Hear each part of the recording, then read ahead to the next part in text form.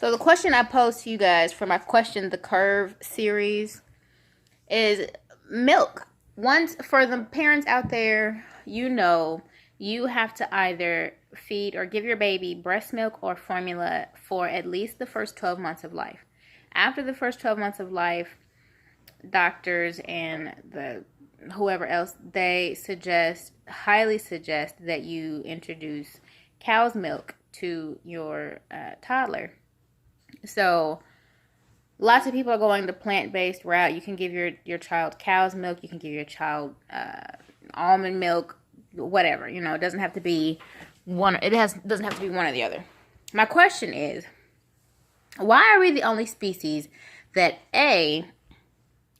feel like we have to give our young the milk of another species? Why do we feel like we have to give our children, cow's milk? They tell you, and by they, I mean they tell you that, you need the calcium and you need the fat. The babies, they need that high fat content that you find in cow's milk. Cow's milk is extremely high in fat because baby cows need that fat, right? If we needed that much fat, then our moms would produce that much fat for us. So why do we feel like if we can't, as a human race, if the mom can't produce enough breast milk, we have to go the route of cow's milk as opposed to getting milk from another human being? Why would you give your human baby milk from a cow? Why are you giving your baby cow titty juice? I was trying to avoid saying it, but why are you giving your baby cow titty juice? It don't make sense. That makes sense. As opposed to getting milk from another woman. And it's crazy that I've heard so many women say, I don't know what that woman does. I don't know if she drinks. I don't know if she smokes. I don't know if she takes medication. I don't know if she takes care of her body. So I don't want to give my baby milk from her body, but I'll give my baby milk from the cow that I know they pump full of hormones and they have put all these additives in. Cow's milk is not white. Come on now, let's be for real. But people are more comfortable because they're more comfortable giving their baby milk from a cow or a goat or whatever other animal they get milk from, as opposed to women. Other women. What? But anyway, that's first of all. Second of all, why do we feel like we have to give our young milk after that 1 year period? I understand for the first year giving your baby milk. But why do we feel like we need milk thereafter? You really don't. Think about it. What other species of animal, whatever species, mammal species period, gives their young milk from the mom for a certain period and then switches them to milk from another species? Once we get to the point where we don't need milk, and a baby will self-wean. Some babies, I know some freaking 4-year-olds that are still breastfeeding, which, fine. I know some freaking 30-year-olds that are still breastfeeding from a cow.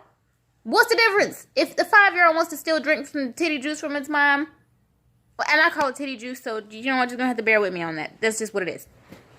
But if a 4 or 5-year-old still needs milk from their mother, why do we judge them? But we're totally fine going to the nearest and dearest grocery store and buying an entire gallon of cow milk.